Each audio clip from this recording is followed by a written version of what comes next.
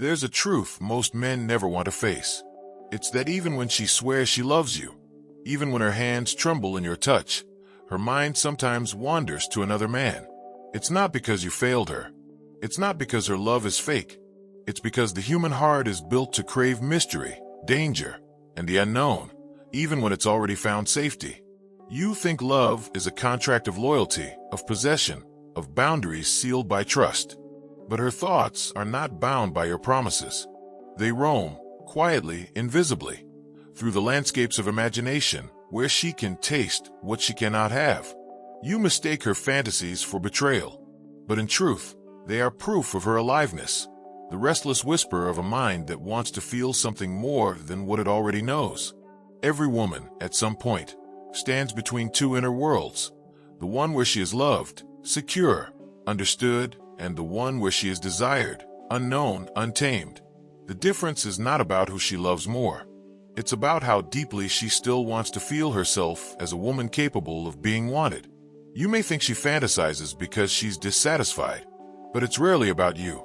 It's about her relationship with her own forgotten desires, the versions of herself that never got to live, the ones that were silenced by stability, the ones that were buried by predictability. Because love, over time, becomes a mirror, and sometimes that mirror stops showing her the woman she used to feel like. She begins to crave not the other man, but the reflection he might awaken. You can give her affection, loyalty, safety, but what she fantasizes about is not another man's body. It's another dimension of her own soul. And that is what makes this truth so painful, because you cannot compete with what doesn't exist. You can only sense it, in the way her eyes go distant, in the way her laughter sometimes feels borrowed, in the way she stares at nothing and smiles like she's somewhere else. You'll never see him. You'll never meet him, because he doesn't exist outside her mind. But she needs him there, because fantasy is the one place she can escape without leaving you. And that's the part that hurts the most, knowing she can love you deeply, and still dream of being touched by a ghost she'll never meet. You believe that love should be enough, that when you give her everything, your loyalty, your patience, your effort, the hunger inside her should quiet down. You think that if she says she loves you, that means her mind belongs to you too. But love doesn't erase the imagination. It only makes the void quieter, more polite. Beneath her warmth lies a secret landscape she'll never fully describe. It's not about betrayal or deception. It's about the quiet illusion both of you agreed to live in. The illusion that love cures desire, that commitment ends curiosity, that choosing someone means forgetting every other possibility. She doesn't mean to break that illusion. She even believes it herself, most days. She convinces herself that what she feels for you is all she needs, that the comfort of your arms should be enough to silence that invisible pulse inside her chest. But desire doesn't die from comfort. It only hides. It waits in the folds of monotony, in the repetition of days that all start to look the same. It hides in routine kisses, in practiced words, in the familiar scent of your skin that no longer startles her heart. And slowly, a part of her starts to drift, not away from you, but away from the version of herself that once felt alive through the chaos of wanting. She begins to remember the thrill of being seen for the first time, the mystery of being unknown, the electricity that comes when you're not certain you're loved yet. That's the illusion, the one society teaches us, the one we repeat like a sacred spell, that love's permanence should replace longing's chaos, that stability should be enough. But for her, love became a story that's too predictable. And when life becomes predictable, the mind creates shadows to play in. That's what her fantasies are, not infidelity, not rebellion, but the imagination's desperate attempt to feel alive again. You see, when she fantasizes about other men, she's not replacing you. She's trying to meet herself again, the version untouched by responsibility, untouched by predictability, untouched by the weight of being loved. In that illusion, she still believes she can have both, the safety of you and the danger of the unknown. But illusions always break. They have to, because one day, even the dream becomes too fragile to hide behind, and she starts to wonder which world she truly belongs to, the one that loves her, or the one that still tempts her to escape. It begins quietly, You don't notice it at first, a slight distance in her voice, a hesitation before she meets your eyes, a softness in her touch that feels rehearsed instead of real. You tell yourself she's just tired, distracted, going through something small. But something invisible has shifted, and you can feel it even if you can't name it. The illusion starts to crack in places too small to see. It shows up in how she checks her phone longer than before, in how her laughter sounds a little forced, in how she looks at you but doesn't really see you.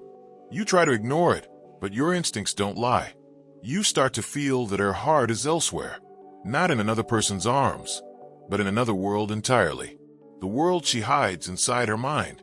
The world she built when reality became too predictable.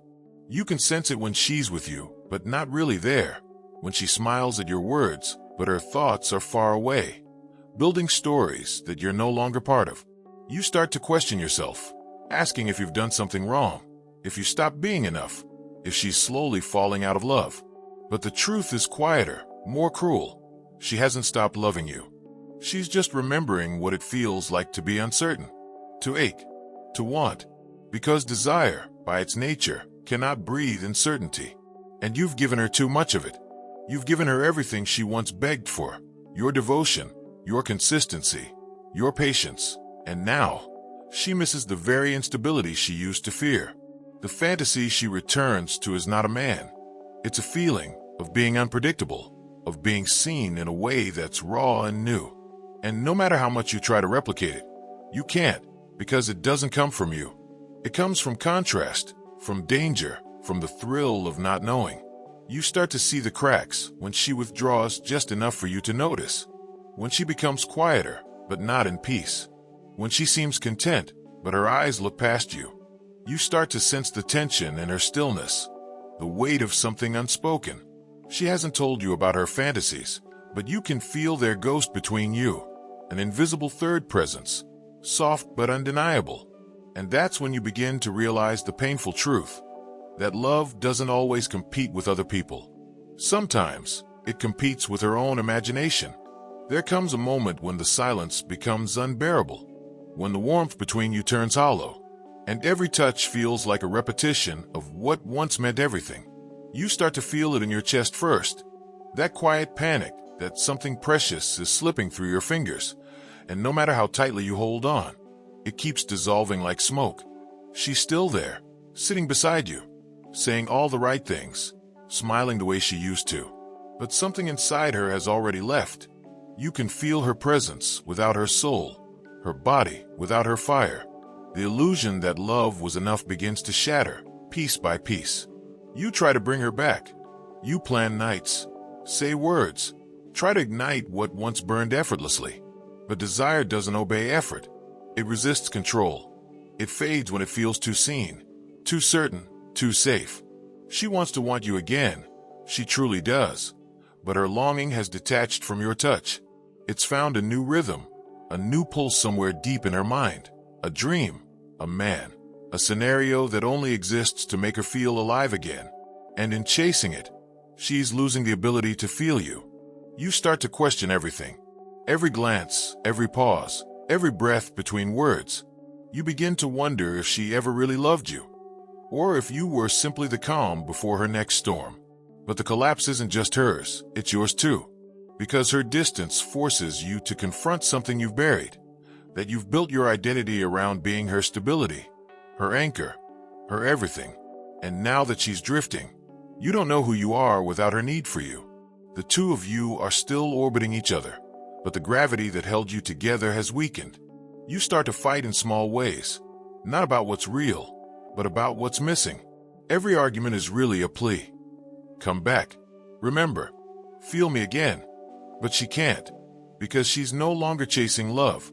She's chasing the echo of the woman she was before love made her predictable. She's chasing the ache that made her feel wild, untamed, electric. And in that pursuit, she doesn't realize she's destroying the very thing that once made her feel safe enough to dream. Love becomes a battlefield of ghosts, yours, hers, and the ones she keeps alive in her fantasies. And by the time you both notice, it's already too late. The collapse has already begun. There's always a silence after the storm, a stillness that feels heavier than any fight. It's not anger that fills the space now, it's realization. The kind that doesn't shout, the kind that doesn't break things, but lingers like cold air in the lungs. You both know something sacred has been lost. She looks at you and sees the damage her wandering mind has done. You look at her and see the reflection of everything you couldn't control. The reckoning isn't about guilt. It's about truth. The truth that love is not a cage, but it is also not an infinite well. It runs dry when taken for granted, when starved of mystery, when stripped of risk. She begins to understand that what she was chasing wasn't another man, but a feeling that no longer belongs to her, a version of herself she outgrew but couldn't accept losing. And now, standing before you, she feels the weight of that realization, that her fantasies didn't free her, they fractured her. They gave her temporary escape, but left her more lost than before. Because imagination is intoxicating until it's measured against reality. When the dream fades, all that's left is the person you hurt by chasing it. And you're left to carry the ache of being good enough in every way that doesn't satisfy her hunger. You start to see her not as the woman who betrayed you, but as someone broken by her own longing. You see her regret, but it doesn't heal you. It only deepens the sadness, the knowledge that she loved you honestly, but her honesty was never enough to silence her restlessness. You start to realize that maybe love isn't about possession at all. Maybe it's about witnessing the parts of another person you'll never touch. The parts they protect, the parts they hide, the parts they run to when reality becomes too sharp. But reckoning is cruel, because it doesn't return what was lost. It only shows you what was real, and what never truly was.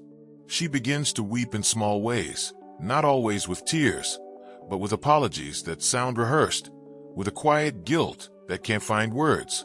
She wants to go back, to undo what she's awakened, but you can't unsee the distance once you've felt it. The love remains, but it's different now, quieter, more fragile, aware of its limits. The fantasy dies, and in its place stands two people who finally see each other not as dreams, but as flawed, aching humans who wanted to be more than reality ever allowed. When the world begins to notice, it doesn't ask questions, it simply observes. The shift between you becomes visible in ways you never imagined. Friends who once admired your closeness now sense the distance, like a faint static in the air. The laughter between you that once seemed effortless now sounds strained, practiced, almost polite. You catch her smiling in conversations that mean nothing, avoiding your gaze in rooms filled with people. And they all see it, even if they pretend not to. Society has a way of turning private pain into silent theater. People start to whisper, not cruelly, but with curiosity, as if love's decay were a mystery worth dissecting. They wonder what went wrong, who changed, who stopped trying. But they never see the truth, that the unraveling didn't begin in arguments or betrayals, but in quiet moments of absence, in the soft erosion of desire that no one talks about. She begins to feel the pressure of appearances. She performs affection because that's what's expected. She posts smiles, holds your hand in public, and tells herself that maybe pretending long enough will make it real again. But the mirror of others only deepens the emptiness, because every performance reminds her of what she's lost, not just the love, but the innocence of believing it was enough. You too feel the eyes on you. You start to measure your worth through their perception, through how convincing your image still looks from the outside. You cling to the illusion because it's easier than facing the loneliness that now lives between you. And yet, the truth always finds its way through the cracks, in the way she withdraws from shared spaces, in the way you speak less, touch less, hope less. The social mirror becomes a cruel reflection, showing both of you not as lovers, but as actors trapped in a story that used to be real. You begin to realize that love, when watched by others, becomes a kind of performance, one that demands constant proof. And when the proof fades, so does the illusion of togetherness. The world doesn't see the nights you stay awake, wondering where it went wrong, or the mornings you watch your eyes searching for a feeling that isn't there anymore. It only sees the silence, and in that silence, judgment grows. But what they never understand is that the collapse of a love isn't a scandal. It's a quiet death, mourned privately, buried beneath smiles. And both of you are left standing in front of that mirror, pretending you still recognize the reflection staring back.